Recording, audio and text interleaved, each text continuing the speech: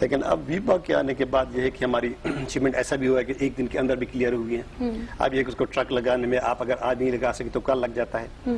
تو اب اس وقت کی جو ایوریج ہم ورک آؤٹ کرتے ہیں وہ 3 days کی ہے. تو اس سے کافی فائدہ ہوا ہے. اور اسی طریقے سے بارڈر بھی آپ جب جاتے ہیں تو وہاں پہ 3 دن کے ڈیلیز ہوتے تھے. اب وہاں پہ ایک ہی دن میں, جیسے آج مارننگ میں کنٹینر اگر پہنچے آپ کو تو کل مارننگ میں وہاں سے وہ موو آؤٹ ہو جاتا ہے. تو اس سے خاصا امپیکٹ پڑا یعنی آپ کی جو ٹرانزٹ کی جو شپمنٹس ہیں اس کو اسپیڈ اپ کرنے میں مطلب اس میں یہ سارے جو انسینٹیوز ہیں وہ بہتر ہیں. نو ڈاؤٹ جی, بہت کنٹریبیوٹ کر رہا ہے. اور سجیسٹیولی آپ کچھ بتانا اس طرح کی ایڈیشن کرنا چاہیں گے کہ جو ہم آگے فیوچرسٹکلی دیکھ سکتے ہیں جس میں مزید بہتری آئے اس چیز میں؟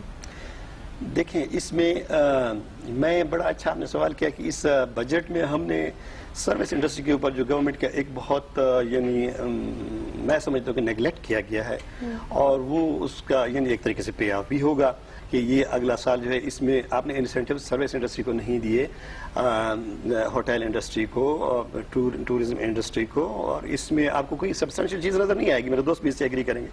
اور اسی طریقے سے پورٹس اینڈ شپنگ کے اوپر آپ نے کوئی خاص ایسا نہیں بجٹ میں ایلوکیشنز کی ہیں جس کی بنیاد پہ آپ پورٹس میں کوئی امپرومنٹ لا سکیں, آپ انفراسٹرکچر میں امپرومنٹ لا سکیں, جو ٹرانسپورٹ کے حوالے سے امپارٹنٹ چیزیں وہ آپ کر سکیں, بارڈر کے اوپر آپ کر سکیں, آپ پورٹ کے اوپر کر سکیں, اور اسی طریقے سے جو ٹرکنگ انڈسٹری ہے اس کے لیے کچھ آپ کر سکیں.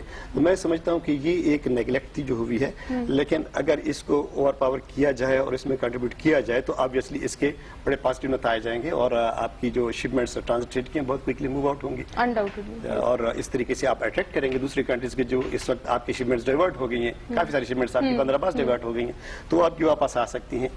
یعنی ایک ٹائم تھا کہ ہم اب سے 3-4 سال پہلے لے کے جا رہے تھے منتھلی بیسس پہ 6,000-6,500 کنٹینر موو ہوتے تھے جو کمرشل کارگو تھے ٹرانزٹ کے.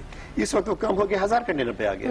تو ہوا کیا ہے کہ اس میں سے کافی سارے کارگوز وہاں ڈائیورٹ ہو گئے بندر عباس پہ.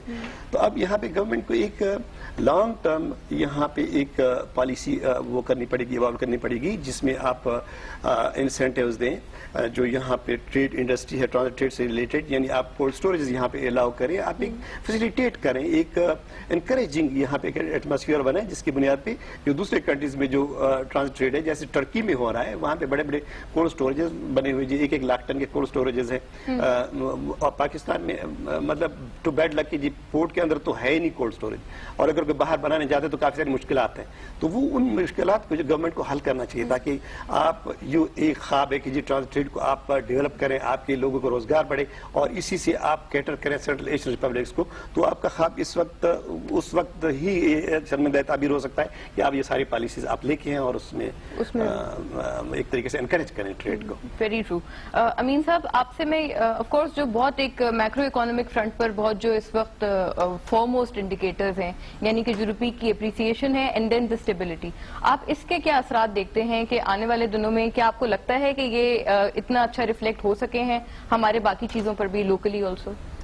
کرنسی جو ہوتی ہے نا روپی اسٹیبلٹی کی ہم بات کرتے ہیں, اس کا بینیفٹ ایک تو یہ تھا کہ انفلیشن کنٹرول میں آ گیا ہے, رائٹ, یہ تھا اس کا بینیفٹ ہے. دوسرا یہ تھا کہ ایک ٹرینڈ آ گیا تھا کہ روپی ڈی ویلیو ہو رہا ہے. Now appreciation Pakistan was there 1960s میں Pakistan was the first Asian tiger, and if you see South Korea ہمارے 5-year plans copy کرتا تھا, we were much ahead of Malaysia, Indonesia, Philippines, Thailand, سب سے ہم آگے تھے, right. اور what is more significant ہے کہ 1947 میں اگر دیکھیں ہمارے پاس کچھ بھی نہیں تھا, right. لیکن ایک چیز اس وقت بہت ضروری تھی کہ which made us an Asian tiger within 15 years was کہ ہمارے پاس ایک کنسنسس تھا, ایک نیشنل یونٹی تھی, ایک سینس آف پرپس تھا, ہم نے ساتھ ہم نے کیا. اور آج بھی آپ کو ایک سوشل چارٹر آپ کو بنانا ضروری ہے. جسٹ لائک بجٹ میں فائنانس منسٹر نے سارے بزنس مین کو ساتھ لیا, ان کی کنسنسس سے بجٹ بنایا, اسی طرح اگر آپ کو کرنا آپ کو ایک نیشنل چارٹر آپ کو بنانا پڑے گا سب اپوزیشن پارٹی سب کو لے کر. For example I'll tell you, and اس میں آپ کو ایک کلچرل چینج آپ کو لانا پڑے گا اس ملک میں, صرف گورنمنٹ اکیلا نہیں کر سکتی, you have to bring it. Japan کا آپ دیکھ لیں آفٹر ورلڈ وار 2 جاپان بالکل تباہ ہو گیا تھا, رائٹ. تو ان کی جتنی تھنک ٹینکس تھی انہوں نے کہا ٹھیک ہے how to rebuild the thing. تو ان کا ایک ہی کنکلوژن آیا کہ ہمیں کوالٹی پہ ہمیں ایمفیسائز کرنا ہے کہ اس سے ہماری انڈسٹری بڑھے گی. اور اس میں انہوں نے کہا کہ ان کا فوکس گروپ نمبر 1 تھا ہاؤس وائف. انہوں نے کہا کہ ہم ہاؤس وائف کے ہم مائنڈ سیٹ اس کا چینج کریں گے فار کوالٹی. وہ ڈیمانڈ کرے گی, industries would have to give quality और इसी और within 40 years Japan became the second largest economy in the world जब बिल्कुल तबाह हो गया तो उसके पास कुछ भी नहीं था. So similarly we have to develop a social charter.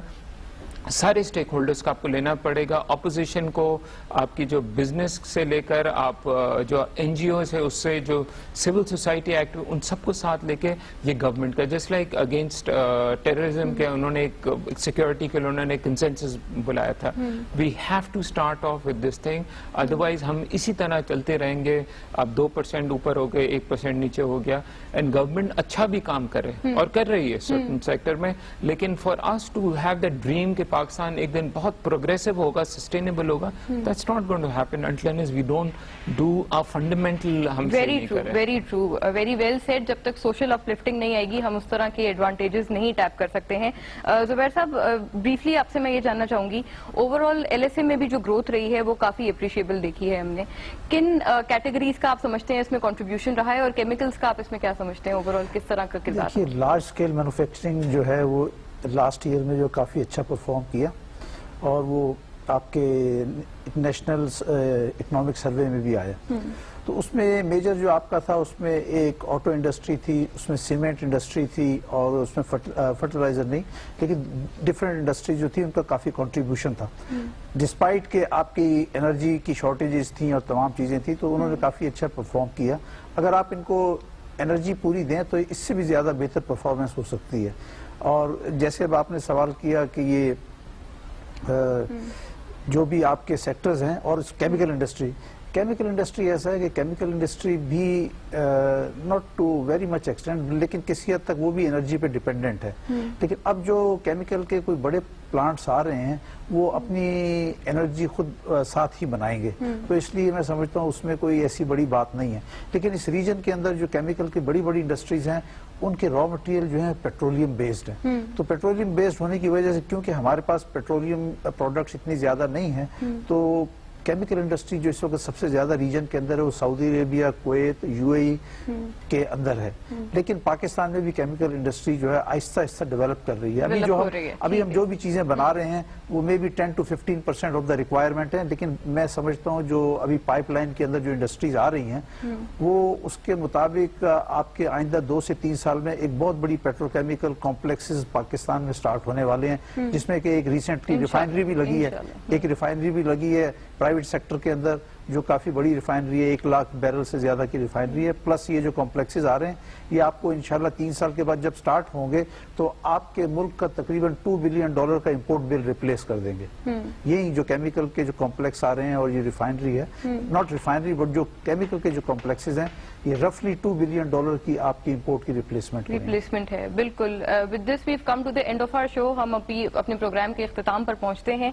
1 साल हुकूमती कारकर्दगी हम सबके सामने है और फ्यूचरिस्टिकली भी अगर हम बात करें तो हुकूमत ने जो टारगेट्स इस वक्त सेट किए हैं वो काफी कमेंडेबल हैं, जिसमें फिस्कल डेफिसिट को 5% तक नीचे लाना है. टैक्स कलेक्शन में टैक्स नेट की एक्सपेंशन से 24% तक जो बेहतरी है वो एम की जा रही है, वो टारगेट की जा रही है और कॉन्सिक्वेंटली टैक्स टू जीडीपी जो रेशियो है उसको भी बेहतर बनाने की कोशिशें हैं. पीएसडीपी में भी 25% तक का हाइक इस सब में शामिल है और ऑल्दो ग्रोथ जो है वो 4.4% तक टारगेट किया था और ऑल्दो वो मिस हुआ है, बट नेवरदलेस इस वक्त भी 4.1% की जो ग्रोथ अचीव हुई है वो एप्रिशिएबल है, जो कि एक तवील अरसे बाद हमने देखी है. और विद एक्सपेक्टेशंस के ये जो सारे प्रमोटिव मेजर्स हैं मुस्तकबिल में भी ये फ्रूटफुल रहेंगे, ताकि 2017 तक जो टारगेट किया जा रहा है कि 7% तक की ग्रोथ जो है वो मुमकिन बनाई जा सके. इस सब पे वी आर ऑल होपफुल कि ये जो सारे इंसेंटिव्स हैं, ये जो सारे मेजर्स हैं, ये ओवरऑल एक अच्छा सिनेरियो पोर्ट्रे करते हुए नजर आएंगे. I like to thank all my guest जिन्होंने हमें आज शो पे ज्वाइन किया था. हमारे साथ मौजूद थे mister Zubair Tufail, mister Ishtiyaq bag, याकूब शेख साहब हमारे साथ थे and mister Amin Hashwani. Online हमें ज्वाइन किया था मिस्टर मिफ्ता इस्माइल ने. उन सब का बहुत वैल्यूबल कंट्रीब्यूशन रहा है आज के डिस्कशन में. This is all from economy in focus. अगली दफा के लिए अपना ख्याल रखिएगा. अल्लाह हाफिज.